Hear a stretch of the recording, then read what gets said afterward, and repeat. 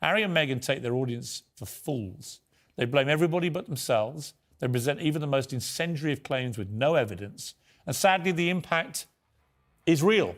The royal family is getting damaged. The monarchy is getting tarnished. Prince Harry surely is now a traitor to the country that he once served.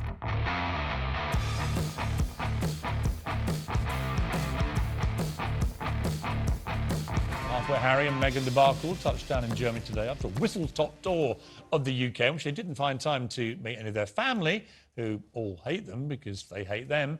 They did meet a lot of strangers, of course, and Meghan was supposed to be lecturing young people about equality, which is her favourite subject from her Californian mansion. But instead, she stuck to her specialist subject, the one she currently really loves, which is talking about herself.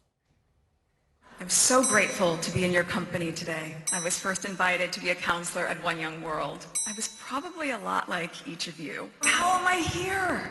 And there I was the girl from Suits. And I was surrounded by world leaders. I was so overwhelmed by this experience. I think I even saved my little paper place card. Proof that I was there, I belonged. I was so nervous. Oh, I doubted myself, and I wondered if I was good enough to even be there, what I was doing in the world, albeit important and meaningful as far as I saw it, was it deserving? One Young World saw in me, just as I see in you. My life had changed rather significantly, and I was now a mom. And I would ask, what is this world he would come to adopt? And what can we do? What can I do to make it better? I don't know. What could you do to make it better? You're just so special. And how did you get to sit at the top table with all the world leaders, Meghan? Oh, could it be because you married a British prince and then dragged him out of his country off to your California mansion to fleece your royal titles? Anyway, 54 times she mentioned herself in a 7-minute speech. Even I haven't done that in a speech. That gives you some idea of the scale of the Netflix narcissist. My question really is, how can they be allowed to do this? To run around like a rival royal family, including in this country, a country they've been trashing, with a monarchy they've been trashing, with a royal family they've been trashing. Why do we let this happen? When people like Meghan Markle are held up as you say, the standard bearers of feminism and, you know, social justice, ridiculous, because she is obviously so far removed from the concerns and troubles of the vast majority of women, and this idea that we have now among, you know, certain parts of the liberal, by the way, not left or socialist, liberal elements of politics, is that, you know, we need, you know, rich women to, like, lean in and give inspirational speeches and kind of show everyone else how to be. But ultimately, it's just the same part of this, like, weird cult of celebrity that distracts people from the real issues that are affecting their lives. And I mean, I'm a Republican. I don't care. Fascinating piece in the New York Times has just come out. Headlined, "Has Prince Harry's confessional tour run its course?" Even in the United States, the New York Times says, which has a high tolerance for redemptive stories about overcoming trauma and family dysfunction, the tide seems to be turning. It's one thing to be criticised, it's another to be openly ridiculed. That's pretty heavy coming from the New York Times. It is, because they would be very much on Harry and Meghan's side. But one does sense that, well, there's still, you know, quite a strong bedrock of opinion in favour of them, that they are less popular than they were over here. And, you know, there's only so much moaning that you can put up with, isn't there? Given they've caused so much damage to the institutional reputation of the monarchy, why would they want to be a coronation of a new monarch? Given the fact that they have raised difficulties that they have had... Well, they said the royals were racist, then said we didn't mean to say they were racist. That's what we're talking about, the problems that they have raised. Let's be clear about that. Well, they lied. And the problems that they have raised are really serious issues. They lied. Mental health issues, issues around domestic abuse, issues around race and colour and prejudice. Why do you believe them? But it's not about whether I believe them. Why? It's not well, about whether I believe them. Without any proof. What it's about is that they think it's true. And what you need to understand is... No, of course it's not, Paula. It's got nothing to do with whether they think it's true. Something's either true or it's not. Thank you, Anne Widdecombe. True or not. If that was the case, then I wouldn't be in a job. What? The fact is, your truth may not be my truth. No, there's only the truth. truth. how you I may have- define Paula, an there is issue no my is truth, the way your that truth. I may define issues. You and I may We can interpret sit things and differently, exactly. but there is We a can sit factual and Sorry, truth. Paula, this wall Paula, factual, and it Paula. will be very different to the two Paula. of us. That doesn't mean I'm that here. either of us are wrong. Hello? I know, and I'm choosing to ignore My you. show. That's my show, and I'll cut off your mic in a minute. Here's the bottom line. There is no my truth, your No. truth. There is the truth. One truth. And you know what really got my goat about those two? Was the two most damaging things they said in that first Oprah wine-a-thon were that the royals have been racist to them, about the skin colour of their son, and that secondly, Meghan Markle had gone to a senior palace person who had banned her from getting help for her suicidal thoughts. Neither of those things appear in his book. He's already reined back now on the racism charge, said that's not what he meant, when we all know that's exactly what they meant. They said it. We watched them say it. And secondly, Richard, on the mental health thing, again, a very big weapon to hurl at the palace, that they were callous about her suicidal thoughts. Not a word has been mentioned since. Nothing in the Netflix documentary, nothing in the book. I don't think it happened. Harry and Meghan, currently the Duke and Duchess of Sussex, famously gushed about their love of chickens in one of the more saccharine moments of their Oprah Winfrey sobfest. Well, the chickens are now coming home to roost for these two. The royal family kept a stoic silence as the poison darts rained down from their Californian pedestal. But King Charles is quietly and devastatingly taking charge now.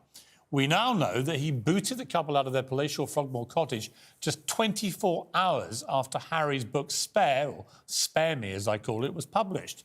We also now know that Harry and Meghan's popularity is cratered on both sides of the Atlantic, with polls showing even Prince Andrew is now more popular than they are in America, as well as now being offered the keys to their house.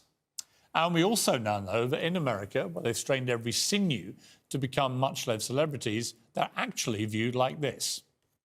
So let me start with you, Sam. You've lived a life with the royal family, you've had everything handed to you, but you say your life has been hard, and now you've written all about it in your new book, Where? Yes, that's right, friend. You see, my wife and I are totally like, you should write a book because your family like stupid, and then so are like journalists. There's now a clear divide in the royal family, the workers and the shirkers, the heavy lifters and the grifters. The Prince and Princess of Wales saluted Welsh Guards yesterday at St David's Day Parade. Camilla, the Queen Consort, recovering from a recent bout of COVID, was promoting children's literature. King Charles is preparing to make state visits to Germany and France in his first royal tour as monarch. Meghan Markle, meanwhile, made a state visit to a coffee shop which sells superfood lattes inspired by holistic ingredients from around the world. And Prince Harry had another outing on US late-night television, the leftovers of a previous interview taped on his self-pity tour. Harry, what is the best sandwich? I would say a cheese and ham toastie with Dijon mustard on top.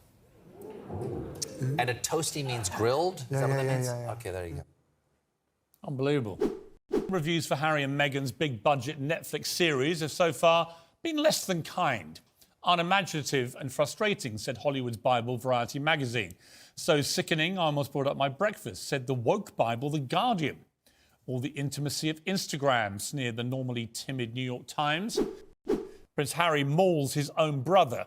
He accuses his father, the new king, of being a liar. Even has a dig at his late great-grandmother, the Queen, for standing by and doing nothing. The royal family is directly accused of destroying two of its own to protect itself. And I don't know where it all stops, all this.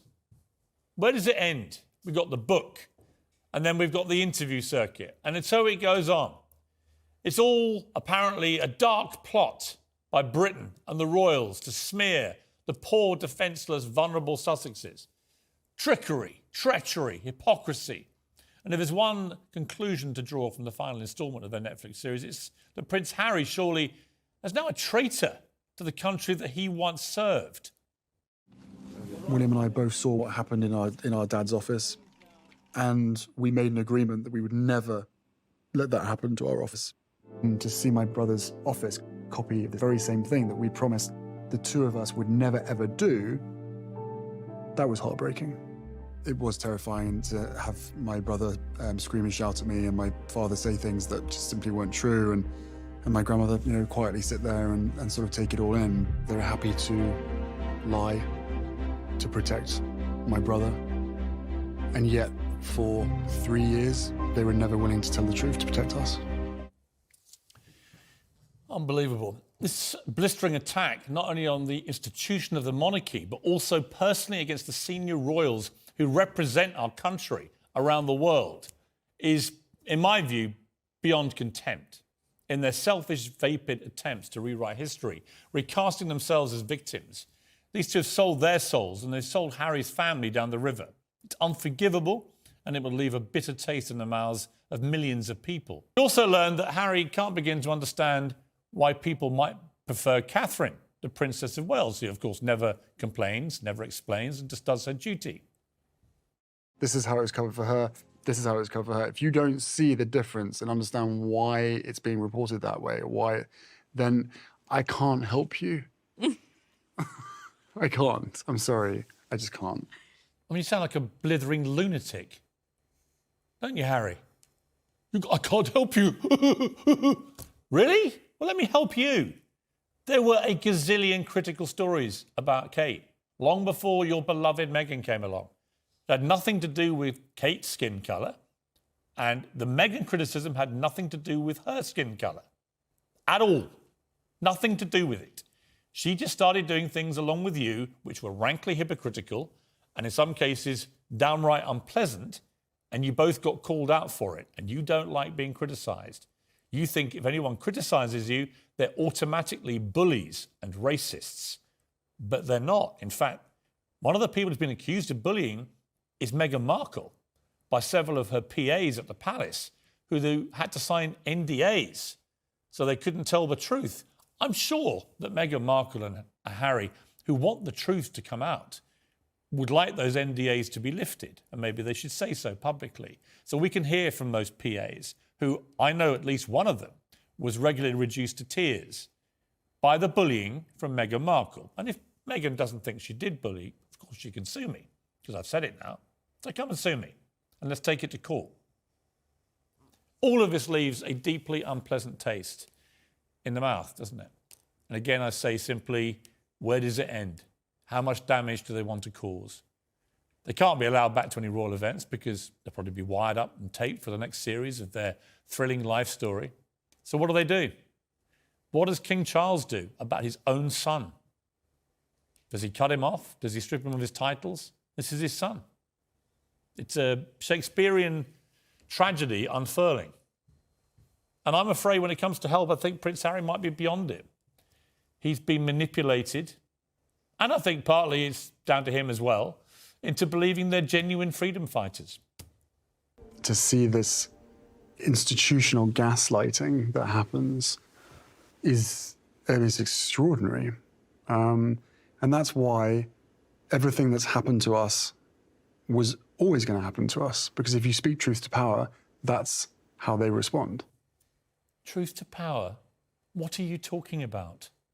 You're Prince Harry, the Duke of Sussex, once third in line to the throne. It doesn't get a lot more powerful than you before you decamped for your freedom, before you gave up any royal duty, but wanted to have your royal cake and eat it by keeping your titles so you could exploit them and make gazillions of dollars in America to the highest bidder. And what do you do for that money? You trash your family endlessly, and you're going to keep doing it, as does your wife, who trashes her own family, most of whom she's disowned. Is this what happiness looks like, Harry? Really? You're happy? Hating your entire family? Your wife hating all hers, apart from her mother? Like many of the claims in the series, none of this stacks up, does it? There were the claims of racism at the palace, but no evidence of who that person was or what they actually said. Apparently, Meghan, she repeated this in this new instalment, was banned by somebody at the palace from seeking help for her suicidal thoughts. Think about that for a moment. Who was that person? Are they still working at the palace? Does that person exist? Did somebody actually say to her, you might be feeling suicidal, but it's bad for the brand, you can't get help? And if they did, where was her husband in all this? Where was Prince Harry, Mr. Mental Health? He never stops banging on about it and about the need to get help. And yet when his own wife apparently had suicidal thoughts, he didn't get her help. Does that make any sense? Does that sound even remotely plausible to you? Because it doesn't to me. So that's where we are. Another tissue of self-serving lies, mostly, I suspect. We don't know yet, but most of it looks like the Oprah interview, just another load of unsubstantiated smears designed to portray them as victims. But it doesn't really pass the muster of fact-checking. 1 minute they're the beloved young couple who inspired a nation. The next, that nation is horribly racist, out to throw Meghan to the wolves from the very beginning. The attacks on the press were so wicked that she was hated and feared for her life. But also the entire plot against them was because they were simply too popular. So they were hated and despised and too popular. And this was all apparently a heroic fight for family privacy, but we have to learn about that fight in a $100 million reality TV show that flaunts their young family and boasts about their very public social justice campaigns. Harry and Meghan take their audience for fools. They blame everybody but themselves. They present even the most incendiary of claims with no evidence. And sadly, the impact is real. The royal family is getting damaged. The monarchy is getting tarnished. People are believing, including Beyoncé, it appeared from this series. They're believing that the royal family are a bunch of callous racists. Well, they're not. I know the royal family, a lot of them well, and they're not callous racists. And they're furious about this, and they're right to be furious.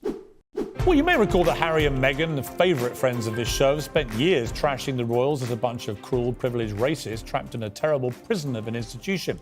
So imagine our surprise when a spokesperson for the couple confirmed via People magazine that Princess Lilibet Diana had been christened. Why would they use a title for their children that represents an institution they loathe so much? Well, joining me now to discuss all this is author and historian Tessa Dunlop, royal editor of the Daily Mirror, Russell Myers, and Michael Cole's remain with, because, of course, he was the BBC's voice of royalty for 2 decades, as he reminded us. All right, Russell Myers, I don't get this. No. Because I was sure that they kept telling the world how ghastly the monarchy is. It's a prison camp. All the royals want to get away from it, but they can't because they're trapped in the world of titles and privilege. And now they want to give their kids the titles of prince and princess, even though they don't live anywhere near the royal family. They don't do any duties. They do nothing to deserve it. They live in a mansion in Montecito in California and use their own royal titles to make loads of money, which may be the clue to why they want their kids to have it. Yeah, I think you pretty much summed it up for a lot of people. They're seeing this hypocrisy being played out. It's like a soap opera, isn't it? That something out of an EastEnders script. And Harry and Meghan have made an awful lot of money and an awful lot of noise over the last couple of years by telling everybody how awful the monarchy is and the monarchy that they left behind. Indeed, Harry and Meghan wanted a half-in, half-out model. The Queen said that they couldn't. And so, yeah, it's very, very surprising that they should want this... Well, you say surprising. I would say, Tessa Dunlop, rank hypocrisy yet again from these two. Russell's so polite. First time on the show agreeing with you. You wait, he'll turn the screws in a minute. I would like to suggest that Harry and Meghan is a bit like criticising the police force. I often criticise the Met Police. My uncle was a commissioner in the Met Police. Doesn't mean that I don't believe in having a police force. You can criticise the monarchy and say, here are the fault lines, and do it clumsily. But why would they want to inflict on their children royal titles that make them part of the royal family worldwide and expose them to the misery and pain and trauma which Harry tells us he suffers on an hourly basis, normally for large cheques, by the way? Because isn't it very clear they've left the rigid institution? Yes, so why do they want the titles? Institution, and they're going and they've got monarchy light, Atlantic style. That's what they've done. Why do they want the titles? I don't understand. Well, you do understand. You Tell need me to why. spell it out for you. Well, a couple of reasons. One is, there's cachet. Oh, the cash, you mean? pricelessness. There's cash. Yeah, in the There's slippery cachet world. and cash. Oh, come on, Piers. Because we all know Harry and Meghan, as Harry and Meghan, would be making a lot less money if they weren't the Duke and Duchess of Sussex, they are. which goes on every statement they ever make. I just want to share something with Michael and Russell, and this is an epiphany I had today when thinking about Piers. I do occasionally think about you off screen. I bet you never stop. I've come to the conclusion that although you sit there night after night professing to be a monarchist, You're not deep down. I am. No, because the whole point is, with the system of hereditary monarchy, you can't choose the loons and losers that get born with the right to be princess and prince. No, you can't choose them. Michael no, Cole. you can't. Michael Cole. It's all very odd. It's pick and mix, isn't it? We want the trappings. Yes, we want the it's royal titles. cake and eat We it. don't want the duty. We don't want the hard work. This is all very, very odd because legally they became, Archie and Lilibet, became Prince and Princess. At the moment, Her Majesty the Queen died on the 8th of September and King Charles took over. Because by the lattice patent drawn by King George V in 1917, grandchildren of a reigning monarch become automatically Prince and this Princess. was what Meghan Markle was struggling to remember in her Oprah Wine-a-thon, that when she claimed the only reason disgraceful. Archie hadn't been already made a prince was because of his skin colour.